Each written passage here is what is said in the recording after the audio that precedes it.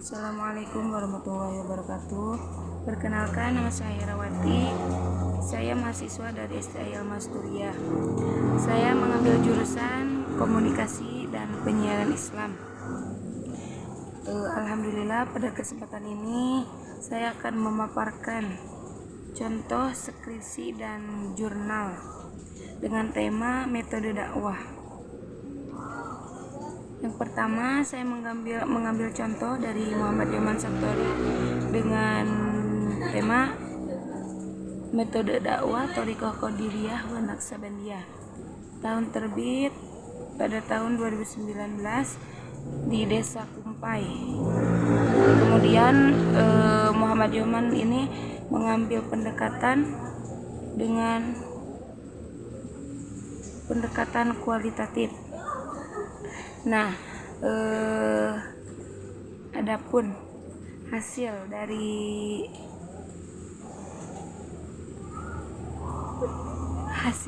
penelitian ini yaitu lebih mengedepankan menggunakan metode individu atau kedekatan emosional dengan menyentuh pada objeknya. Kemudian yang ditemukan dalam penelitian memiliki metode dan hasil yang dapat menarik audiens atau jamaah sehingga audiens atau jamaah merasa penasaran dan ingin lebih mengenal akan Thariqah Qadiriyah wa Naqsabandiyah dengan lantunan atau bacaan dzikir dan dapat diterima oleh masyarakat. Nah, yang kedua dari Fatullah dengan tema metode dakwah kiai pedesaan dalam memberantas perjudian dan miras. Tahun terbitnya 2019 di Desa Purwadadi, Kecamatan Lebakwang, menggunakan pendekatan kualitatif. Hasil dari penelitian ini yaitu kiai menggunakan metode 1 bil hikmah, metode bil mauizah hasanah, dan ketiga dengan metode bi mujadalah allati ahsan. Kemudian yang ditemukan dalam penelitian itu yaitu kiai melakukan pendekatan kepada masyarakat dengan cara diskusi atau bertukar pendapat guna memberantas perjudian dan miras. Nah, untuk yang ketiga, Cecilia Tias dengan tema persepsi mahasiswa komunikasi penyiaran Islam IAIN terhadap metode dakwah Ustadz Das'ad Latif. Tahun terbit pada tahun 2018 di IAIN Bonn. Mereka menggunakan pendekatan kualitatif dan hasil dari penelitian ini yaitu dalam membawakan dakwah Ustadz Das'ad Latif cenderung menggunakan bahasa sehari-hari sehingga mahasiswa mudah memahami pesan yang terdapat dalam setiap dakwahnya. Meskipun terkadang Ustadz Das'ad Latif menggunakan kata yang sedikit kasar dalam penyampaiannya. Dan temuan yang ditemukan itu analis data yang digunakan adalah statistik deskriptif, kemudian diklasifikasikan dan dihitung, kemudian disajikan dalam bentuk tabel distribusi frekuensi dan tahap penarikan kesimpulan. Untuk selanjutnya ada Siti Asmari dengan tema penerapan metode mujadalah pada mahasiswa jurusan KPI Fakultas Dakwah dan Ilmu Komunikasi IAIN Padang Sidimpuan.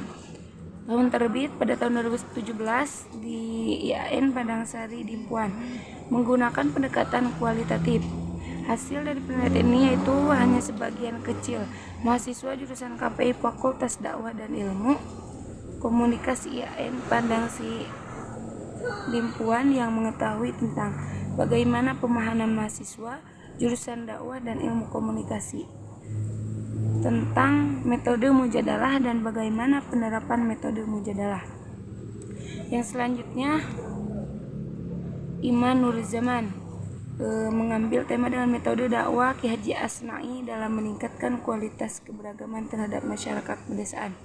Tahun terbit pada tahun 2019 di Kampung Larangan, Desa Harjatani, Kecamatan Kramat Watu, Serang, Banten, menggunakan pendekatan kualitatif. Hasil dari penelitian ini yaitu Ki Haji Asna'i dalam meningkatkan kualitas keberagaman terhadap masyarakat pedesaan dengan menggunakan metode ceramah, metode kitab Maulid al-Diba. Kemudian penemuannya, Ki Haji Asna'i berperan penting dalam mendidik, mengajarkan, menasihati warga Kampung Larangan, Desa Harjatani, Kecamatan Kramat Watu dengan tujuan agar umat Islam, khususnya warga Kampung Larangan, meningkat dalam hal keagamaannya.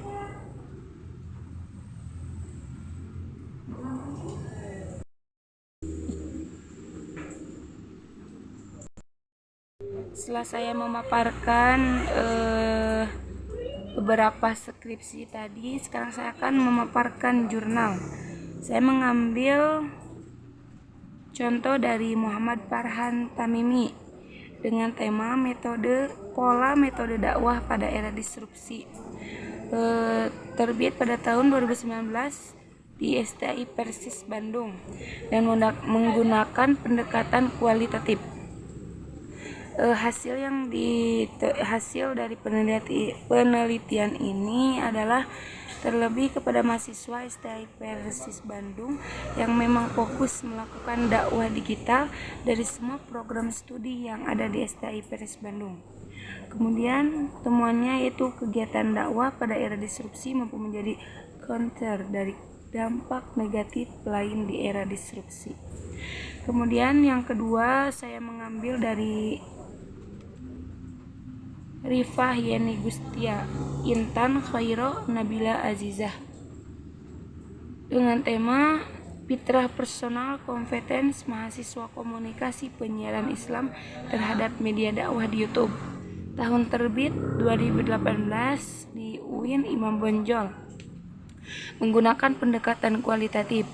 Hasil dari penelitian ini menunjukkan bahwa secara teknis mahasiswa komunikasi penyiaran Islam sudah memiliki keterampilan dalam menggunakan media YouTube, tetapi mereka kurang mengakses fitur dakwah yang tersedia.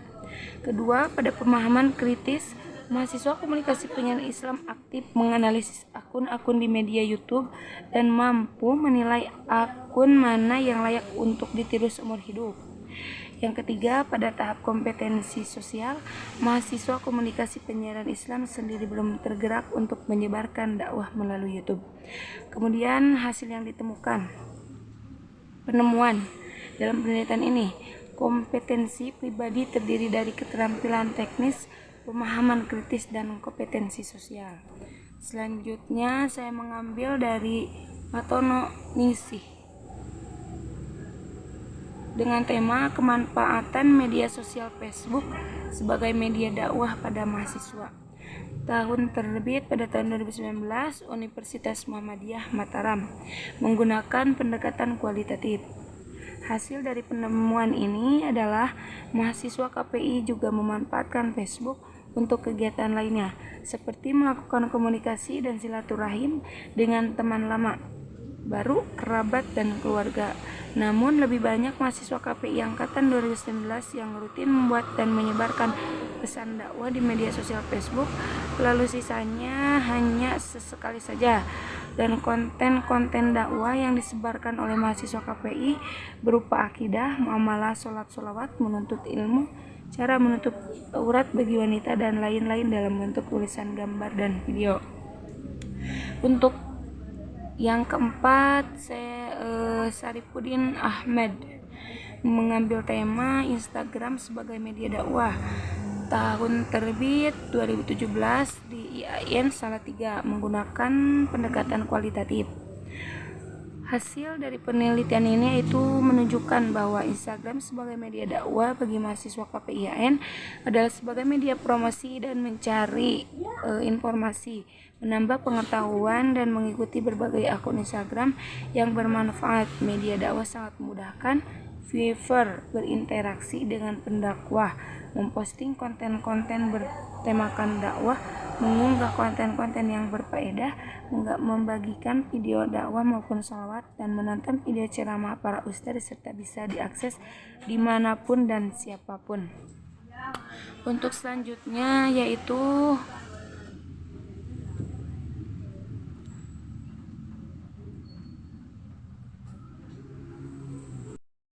dari Fatur Rahman dengan mengambil tema korelasi intensitas penggunaan media TikTok dengan tingkat kualitas dakwah. Tahun terbit pada 2018 di Universitas Hasyim Asy'ari, Jombang, Indonesia, menggunakan pendekatan kuantitatif. Hasil dari penelitian ini adalah, dalam penelitian ini diketahui ada hubungan antara intensitas penggunaan TikTok dengan tingkat kualitas dakwah pada mahasiswa KPI Unhasi dengan nilai korelasi hitung 0,435, yang berarti ada hubungan antara keduanya. Nah, Alhamdulillah setelah saya memaparkan beberapa dari contoh skripsi dan jurnal, saya dapat mengambil kesimpulan bahwa saya akan mengambil tema skripsi dengan judul Metode Dakwah Kiai Pondok Pesantren As-Salafiyah 2 dalam memberantas syirik. Sekian yang dapat saya sampaikan, mudah-mudahan ada manfaatnya.